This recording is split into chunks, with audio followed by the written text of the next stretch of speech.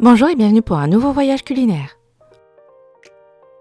Aujourd'hui, nous partons aux États-Unis avec la salade de patates douces.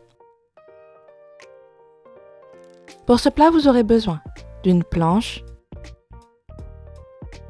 un couteau, une poêle,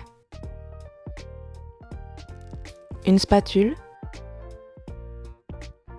et un économe.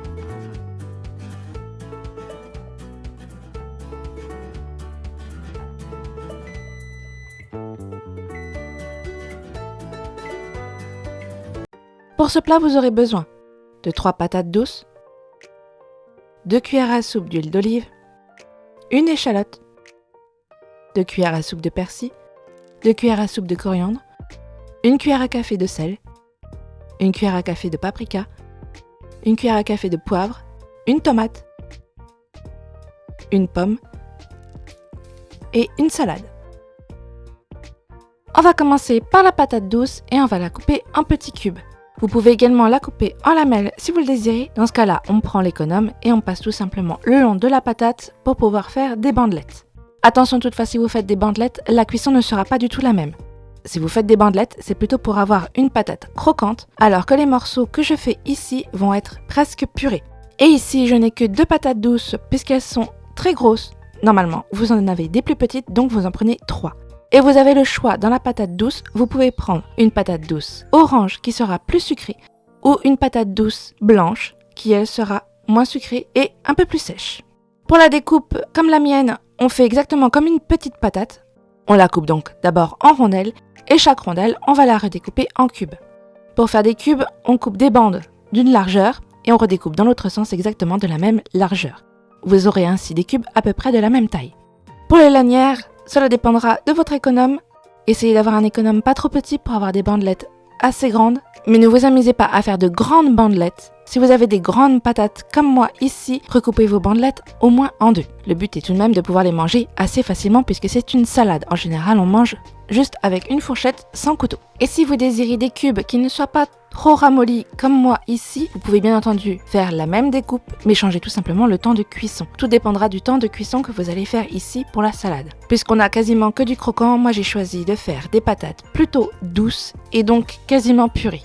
On va ensuite faire notre échalote. Ici, je la coupe en 2, mais vous pouvez la laisser entière si vous le désirez pour pouvoir faire des rondelles. Ici, je préfère faire des lamelles, donc je coupe en 2 et je serre la découpe pour pouvoir avoir des lanières assez fines.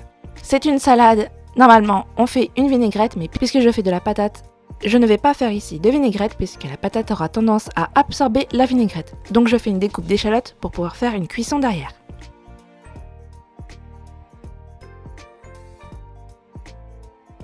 On va donc passer à la cuisson. Il n'y a pas grand chose à cuire, donc on prend bien son temps pour bien tout cuire. L'échalote, on va la faire revenir à peine 5 minutes, on ne veut absolument pas la griller. Ici, j'ai cuit 5 minutes à feu moyen, mais vous pouvez cuire encore moins si vous le désirez. Encore une fois, puisqu'on ne va pas avoir de vinaigrette, je préfère la cuire pour éviter encore du croquant dans ma salade, mais si vous voulez un peu plus de croquant, vous n'êtes même pas obligé de cuire l'échalote. Vous pouvez la mettre directement dans la patate cuite. On passe ensuite à la cuisson des pommes de terre. On va rajouter de l'eau à la fin, donc je n'hésite pas à bien remplir ma poêle. Si vous désirez, vous pouvez faire dans une cocotte pour être assuré et que ça ne déborde pas. En général, une poêle suffira. Et donc je mets bien toutes mes patates. Je ne mélange pas le fond, il n'y a pas besoin.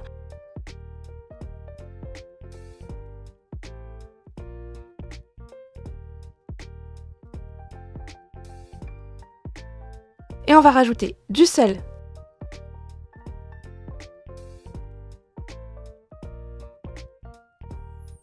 du poivre.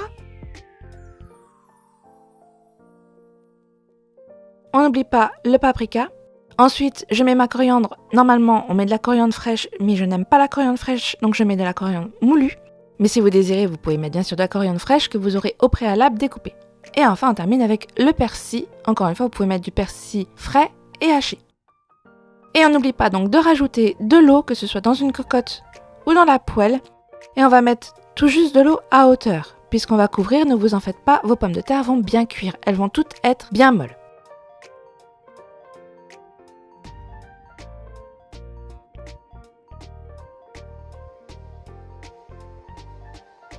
Avant de couvrir, on attend bien sûr que l'eau soit à ébullition. Lorsque l'eau commence à bouillir, on met donc son couvercle et on va laisser cuire autant de temps qu'une pomme de terre, c'est-à-dire pendant 20 minutes. Au bout de 20 minutes, on a donc des pommes de terre qui sont bien cuites et cette fois, on va laisser réduire l'eau. Donc on va avoir des patates vraiment très tendres. Là, elles sont juste cuites, elles sont encore un peu fermes et se tiennent très bien. Ce que je veux, c'est presque une purée. Donc je vais laisser l'eau s'évaporer pendant encore une vingtaine de minutes. Si vous le désirez, vous pouvez bien sûr ne pas faire évaporer l'eau et terminer la cuisson des patates ici. On termine la découpe avec les tomates. Ici, j'ai choisi des tomates cerises, mais vous pouvez tout à fait prendre une tomate. Ce sont elles qui vont pouvoir apporter un peu plus de jus à notre salade. Je ne voulais pas trop de jus, puisque les patates vont vraiment absorber tout ce qui est du liquide, que ce soit du vinaigre ou le jus des tomates. Donc j'ai choisi des petites tomates cerises.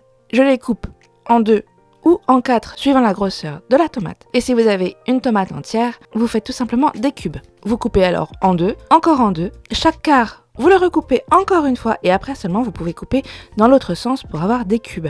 Et ici, puisqu'on a une patate douce orange, elle est donc plutôt sucrée. Si vous le désirez, vous pouvez rajouter également un peu de sucre dans votre salade pour éviter que votre tomate ne dénote de trop avec la patate. Pour notre pomme, ici je vais la couper de 2 manières différentes. D'abord, je garde une moitié de pomme, j'enlève bien le trognon. Et l'autre partie, je vais la couper en quartier, je retire bien le trognon et ensuite chaque quart on va le redécouper en lamelles et chaque lamelle je la découpe en 2, ça fera des cubes qui ne seront pas tout à fait de la même taille mais ce n'est pas très grave. Donc je coupe la lamelle en 2 dans la longueur et ensuite dans mes 2 parties je redécoupe des cubes. Je fais une découpe pas trop serrée pour avoir des cubes. Je n'ai pas retiré la peau, cette fois on veut du croquant, il faut tout de même pas retirer tout le croquant de la salade donc je laisse la peau, on nettoie bien sa pomme avant de la couper. Et l'autre moitié de la pomme, je vais tout simplement la couper en lamelles et cette fois je découpe de manière assez fine, ça va être plutôt pour la décoration que pour la dégustation. Donc on fait des belles lamelles en veillant à bien avoir enlevé tout le trognon. Si vous n'êtes pas sûr, n'hésitez pas à repasser un peu le couteau à l'endroit du trognon une fois que vos lamelles sont faites. Attention à ne pas plier la lamelle de pomme, sinon elle va se briser. Et pour la présentation, on va essayer de s'appliquer un peu puisqu'on a de la patate qui est plutôt démolie, donc ça risque de faire très moche si on ne fait pas un peu attention. Je mets de la salade dans le fond, c'est ce qui va faire que la salade va être très croquante. Je la laisse dans le fond puisqu'elle n'est pas assaisonnée, donc il faut absolument que tout repose dessus pour pouvoir la ramollir un petit peu. Ensuite, je mets ma patate qui est encore un peu chaude par-dessus. On voit que ma patate est presque purée, il y a quand même quelques morceaux. J'essaye de ne pas trop appuyer sur les morceaux encore distincts pour faire une belle présentation. Et la patate purée fera le reste. Ensuite, je mets de la pomme par-dessus pour pouvoir rappeler le croquant du dessous. On met les tomates pour apporter un peu de goût à la salade et un peu d'humidité puisqu'on n'en a pas encore vraiment. Et pour la décoration, je remets des morceaux de salade un peu partout pour rappeler la verdure qu'il y a en dessous et qu'on ne voit plus. Donc j'en mets tout le tour, je dispatche un peu partout pour qu'il y ait des couleurs dans mon plat.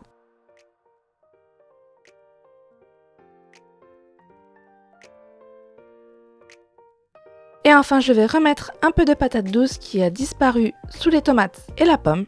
On en remet juste un peu, j'essaye de mettre encore une fois de la purée et des morceaux. Je n'appuie pas trop dessus puisqu'elle est vraiment très tendre, je veux qu'on voit mes morceaux.